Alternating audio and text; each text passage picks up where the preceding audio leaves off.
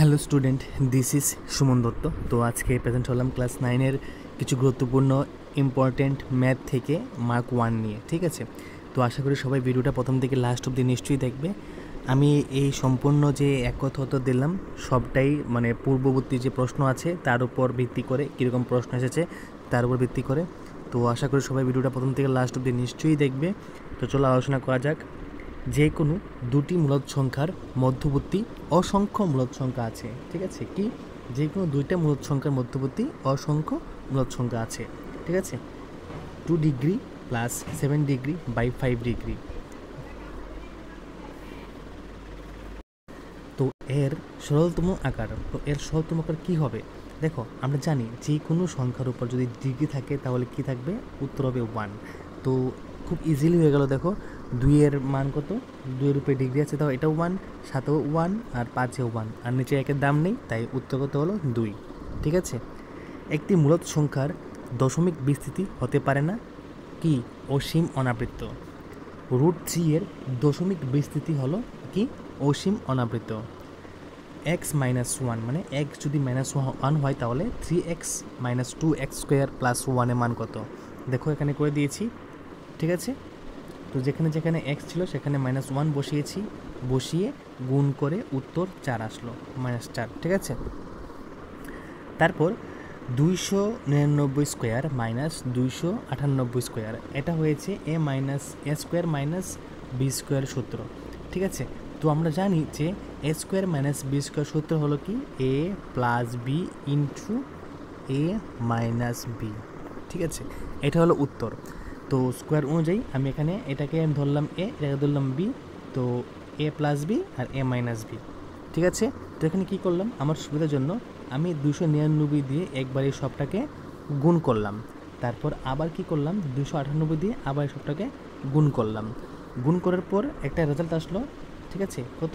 597। এটার উত্তরটা তোমরা এটা করে নেবে, করে করে দেখে নেবে। ঠিক আছে, তারপর -4 আর 6 বিন্দুটির কোন পাদে অবস্থিত? দ্বিতীয় পাদে অবস্থিত। স্থানাঙ্ক অক্ষদ্বয়ে ছেদ বিন্দুকে কী বলা হয়? মূল বিন্দু। যে অঙ্কগুলো এখানে সংজ্ঞা হিসাবে আসে সেগুলো কিন্তু মুখস্থ করবে, কারণ এগুলা যদি আসে পরীক্ষায় তোমাদের জন্য সুবিধা হবে।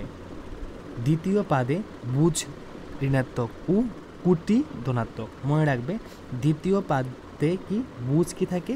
ঋণাত্মক থাকে, আর কুটি কি থাকে? ধনাত্মক থাকে। এক্স অক্ষের উপর, ঠিক আছে, এক্স অক্ষের উপর সকল বিন্দুর বুঝ যে কোনো সংখ্যা হবে। স্থানাঙ্ক অক্ষ দুটি সমতলকে 4টি অংশে ভাগ করে। ওয়াই অক্ষ থেকে 3,4 বিন্দু দুটি দূরত্ব হলো 3 একক। দ্বিতীয় আর তৃতীয় পাদে একটি বিন্দুর বুঝ থাকে ঋণাত্মক। মনে রাখবে, -6 আর 5 বিন্দুটি দ্বিতীয় পাদে অবস্থিত। এক্স অক্ষের সমীকরণ হলো y = 0। ঠিক আছে, তারপর 3,4 বিন্দুগামী সরলরেখা সংখ্যা অসংখ্য। আর y অক্ষের সমীকরণ হলো x = 0। এটা ছিল x অক্ষে কত ছিল? y = 0, আর y অক্ষ কত? x = 0। দ্বিচল বিশিষ্ট একটি রৈখিক সমীকরণের সমাধান সংখ্যা কত? অসংখ্য। একটি তলের মাত্রা সংখ্যা হলো 2টি। কয়টি? 2টি। পৃষ্ঠতলের সীমানাগুলি হলো সরলরেখা। কি? সরলরেখা। পিথাগোরাস ছিলেন থেলেসের একজন শিষ্য। একটি ঘনবস্তু মাত্রা সংখ্যা কয়টি?